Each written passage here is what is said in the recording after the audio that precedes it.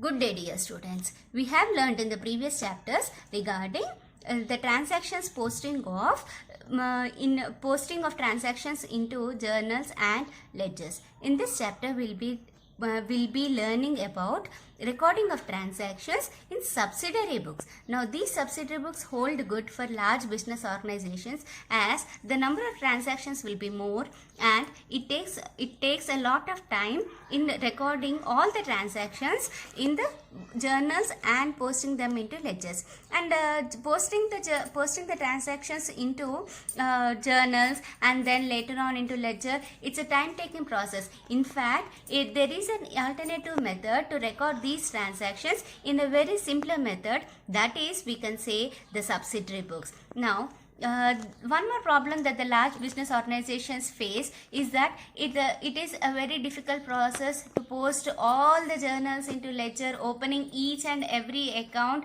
and then tallying them and getting the balances carried forward or brought down, and whether it is a debit balance and credit balance. It is a very difficult process, isn't it? So one simpler method of knowing the balances, whether it's a debit balance or credit balance, is that of a subsidiary book. And the large business organizations face another problem, that is the number of purchases and sales per day will be n number. So all the transactions cannot be recorded every time, each and every time when a transaction occurs. They cannot record, a person should be there to record all these transactions when and where the transaction occurs. So just if they record just the transaction as the transaction comes, as the transaction occurs, if they record in the book itself, that easily can be posted into subsidiary books day to day. Every day they can clear it and very easily they can post into these subsidiary books. Now, these subsidiary books, once again, we can say that these subsidiary books holds good for large business organizations where the number of transactions are more. And journals can be used for small organizations where the number of transactions are limited and they can record all the transactions in one book. Now we will see into what is a subsidiary book. We have seen that the subsidiary books where it holds good. Now we will see what is a subsidiary book. Subsidiary book is nothing but the subdivision of journals into various books for recording transactions of similar nature is called as subsidiary books. That means we divide the transactions into basically cash transactions and credit transactions. So these cash transactions and credit transactions can be recorded in separate different books, whereas in journal all the transactions are recorded only in one book, that is journal. But whereas we can record all these, we can divide the transactions into cash transactions and credit transactions and post them into their respective transactions. Now, let's see the needs and advantages of recording the transactions in subsidiary books. It is very easy in recording the transactions in subsidiary books. Like we will have different types of books, that is purchase book, sales book, purchase return book, sales return book, that we will be seeing in the later stage. But so it's very easy. There are no as per rules like to, buy, debit and credit. Only we will see whether whether it is a purchase transaction or sales transaction or returns transaction or bills transaction and so on. So it is very easy to record the transactions in subsidiary books. The next advantage is that of saving of time. So naturally, because there is no thinking of whether it is an income or whether it is an expense or so, as and when the transaction occurs, we have to only decide whether it is a purchase transaction or a sales transaction and so on.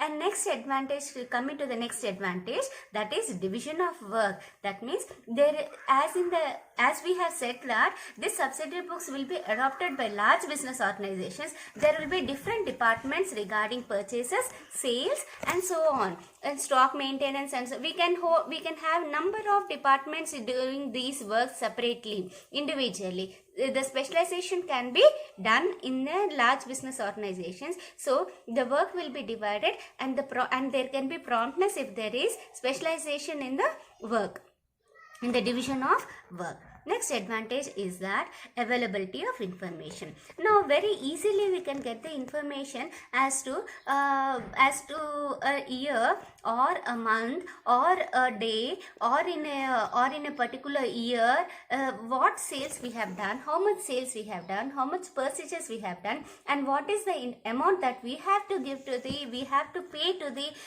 to our creditors, or what is the amount that we have to receive from our debtors, and who is to pay, and who is and for whom we have to pay.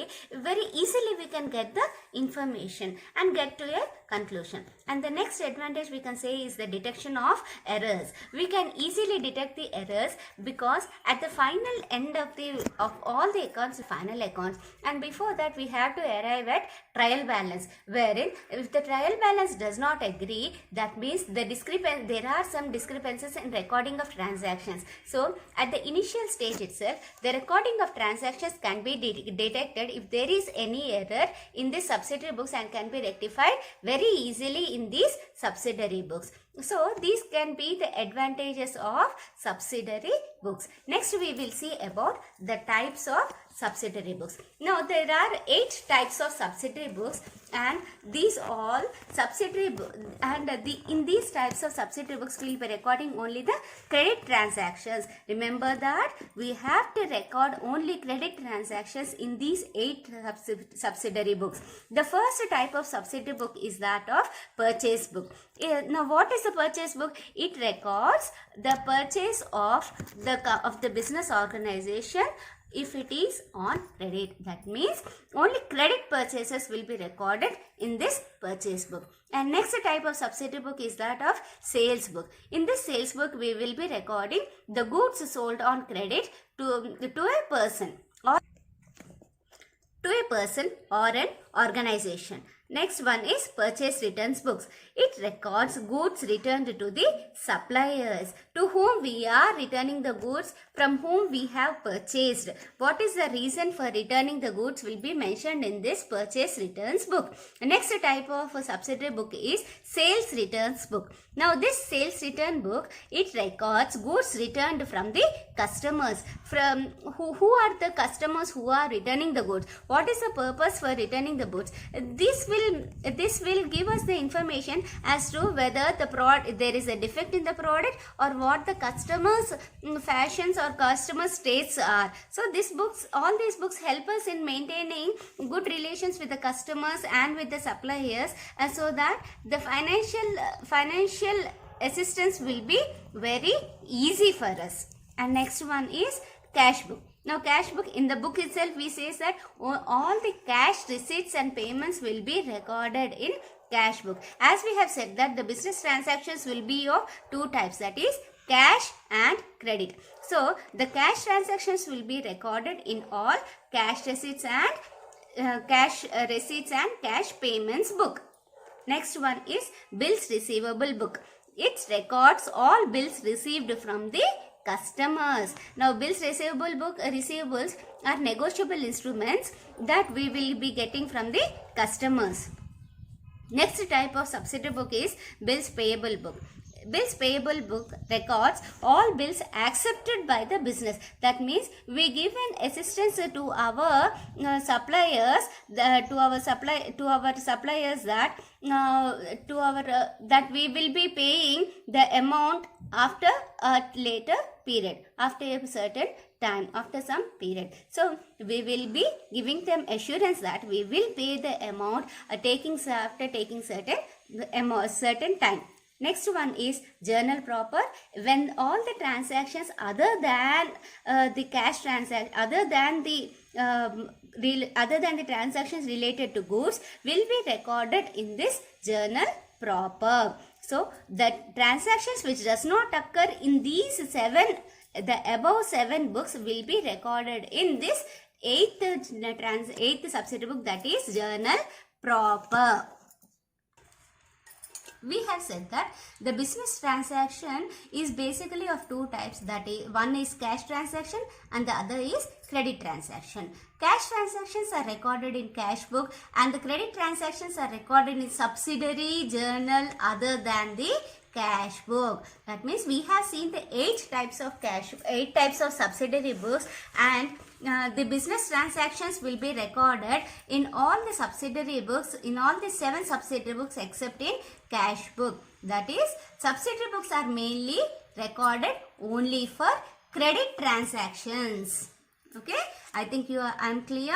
Next one we will see regarding the first type of subsidiary book, that is purchases book. The formats will be given. Now the purchases book. Purchases book says that only all the credit transactions regarding to purchases will be recorded in this purchases book. The format will go just like this: date, particulars, inward invoice number, LF number, details and amount. Next one is sales book. Sales book goes like this, same as purchases book, that is date, particulars, outward invoice number, LF number, details and amount. Now what are these details? Details are that the type of goods, like whether it is the quantity of goods, we can write even the quantity of goods. The invoice number, date is the as per the chronological order will be recording the transactions. Particulars is as to whom we are selling or from whom we are purchasing the goods, and the description as to 100 pence, what is the cost of each pen, and total the amount, and we will be writing. So we will observe that there is no debit, there is no credit, there is no to or buy or to an account. It's not an account, it is only a book. So we have said that subsidiary books are very easy. In the advantages, the first advantage we have seen that it is very easy in recording the transactions. So haven't we seen that? And see that it's very easy in recording and it saves time, because we will be writing only date, name and the amount, the description of the goods and then the amount. So isn't it very easy? I think it's very easy, and I'm sure you will be understanding this topic. And next type of subsidiary book is purchase returns book. As we have purchases, there may be even chances that we may return the goods due to default in the stock, or there may be any destruction in the stock in transit, or if we may not like it. So there is an option that we can return the goods if the supplier admits. So we have to write this in a separate book, that is purchase return book. A separate book is mentioned here. The format goes like this: date, particulars, debit note number, LF number and amount. And the next type of subsidiary book is sales returns book. Sales return books goes like this: date, particulars, credit note number, LF number and amount. Here we will be writing from whom we have sold the goods, for whom we have sold the goods, and what is the amount of the goods returned to us, or the quantity of the goods returned to us will be mentioned in this sales return book. Next type of subsidiary book is cash book. This cash book will be discussing in the later chapter, but cash book means only the cash receipts and payments will be recorded in this cash book.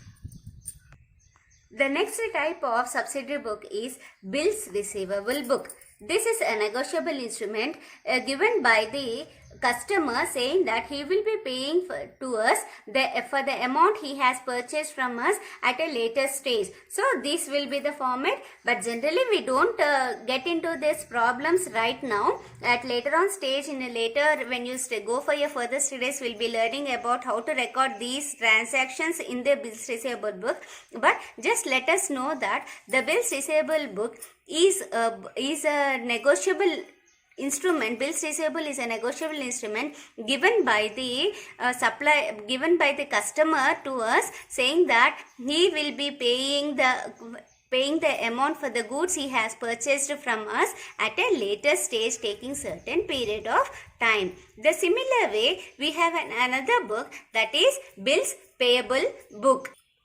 Next type of subsidiary book is bills payable book. The bills payable book is similar to that of bills receivable book. The format is similar to that of bills payable book, bills receivable book, but the only difference is that bills payable book is prepared by us in accordance with the goods purchased from the creditors, and we will be paying the amount to the creditors at a later stage as similar to that of bills receivable, which where we give an option to the customer. Here we will be taking an option from the supplier, from the creditor, saying that we will be paying the amount at a later stage, that is bills payable book. So these we will be learning in our future, in our further studies. Right now we will be concentrating only on the 4 books, that is purchase book, sales book, purchase returns book, sales return book, and cash book, and one more, the last one is journal proper.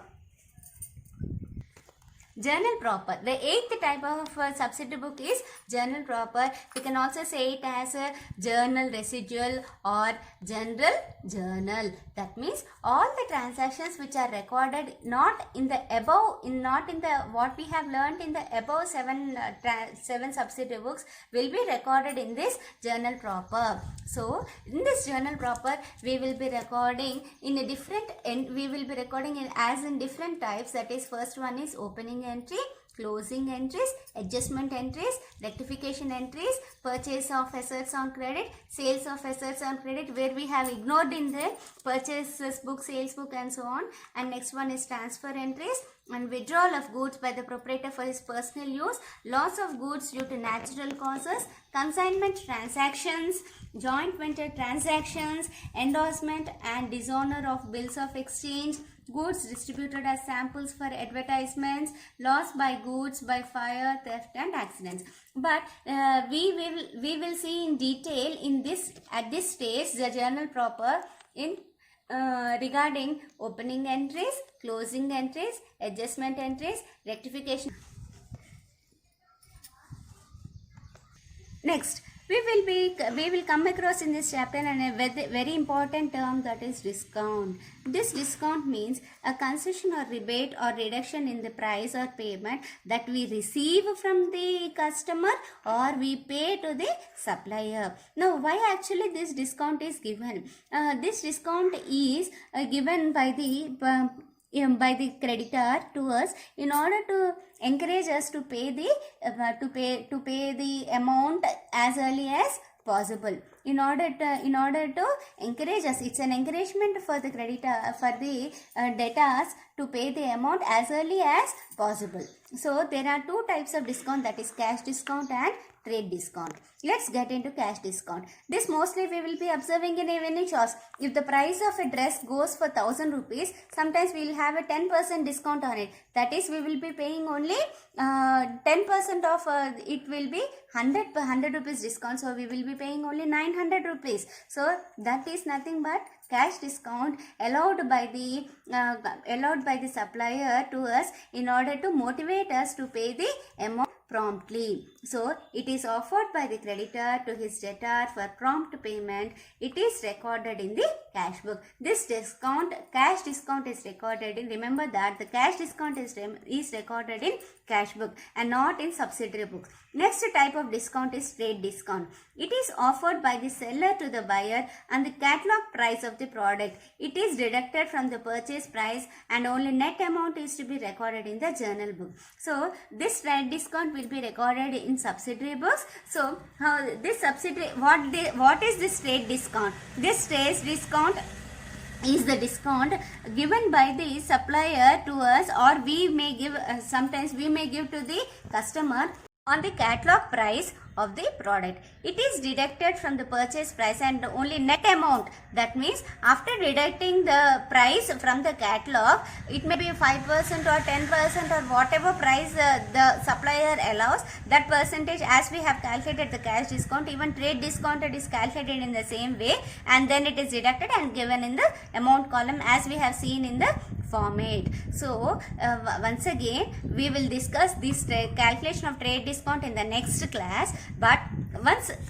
getting revised with this chapter, we will be saying about what are the types of subsidiary books majorly we will be recording at this stage. That is, the first subsidiary books we will be recording in our calculations is that purchases book, sales book, purchase returns book, sales returns book, cash book and journal proper. I think I am clear with the with this subsidiary books introduction. In the next class, in my next video, we will be learning about how to record the credit transactions, all business credit transactions in these 5 separate books.